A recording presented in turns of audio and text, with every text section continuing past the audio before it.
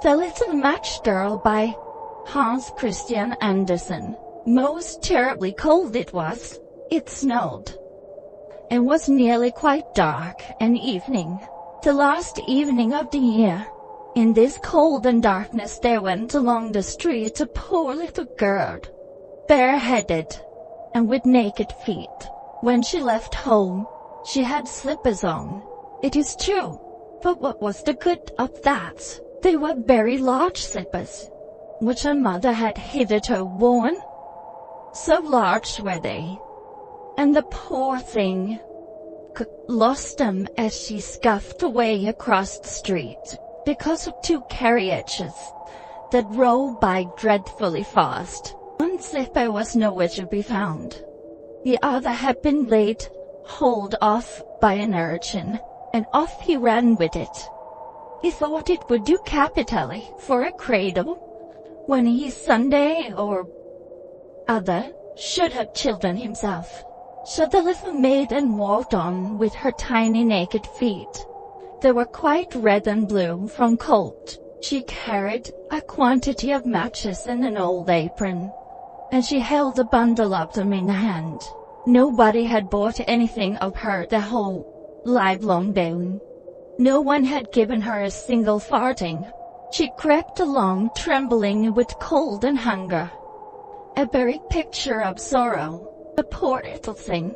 The flakes of snow covered her long fair hair, which fell in beautiful curves around her neck. But of that, of course, she never once thought.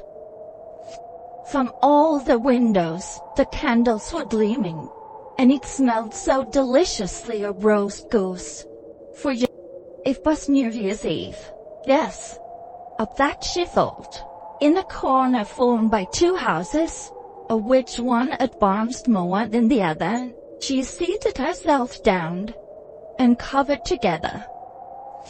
Her little feet she had drawn close up to her, but she grew colder and colder, and to go home she did not venture, for she had not sold any matches, and could not bring a farthing of money.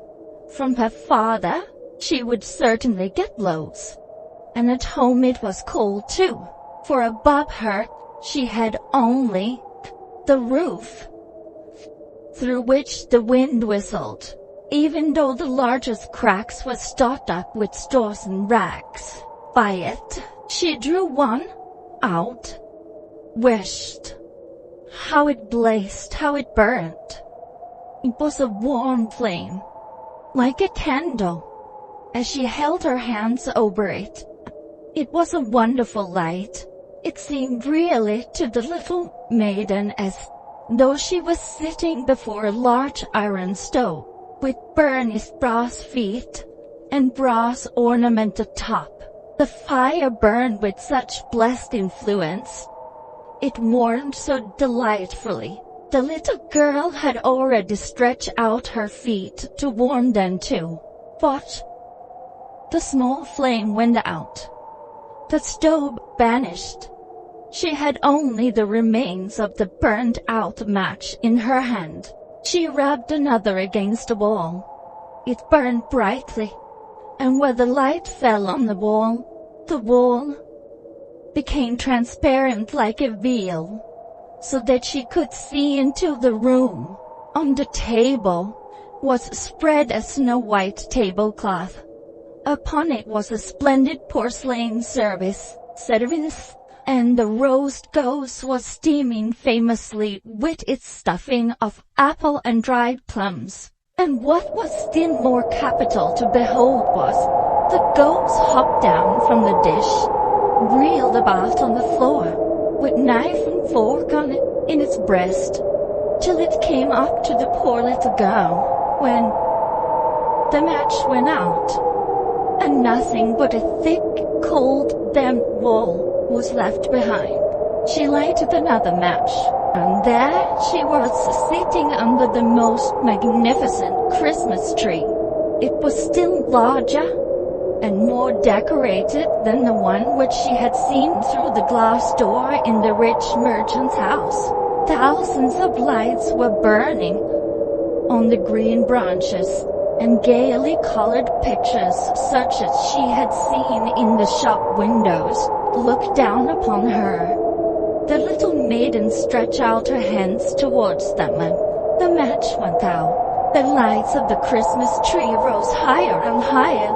She saw them now as stars in heaven, warmth of down and formed a long trail of fire. "Someone is just dead," said the little girl, for her old grandmother, the only person who had loved her, and who was now no more, had told her that when a star falls, a soul ascends to God.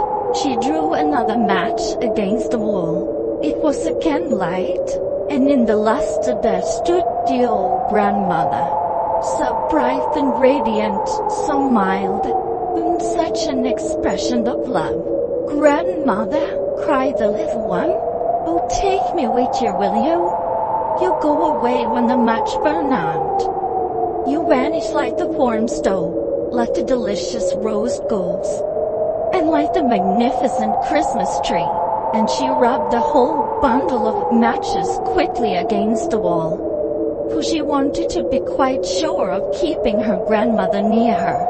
And the matches gave such a brilliant light that it was brighter than at noonday. Never formerly had the grandmother been so beautiful and so tall. She took the little maiden on her arm, and both flew in brightness, and in joy so high, so very high, and then above was never called neither cold nor hunger, nor anxiety, for they were with God. But in the corner, at the old cold hour of dawn, sat the poor girl, with rosy cheeks, and with a smiling mouth, leaning against the wall, frozen to death on the last evening of the old year.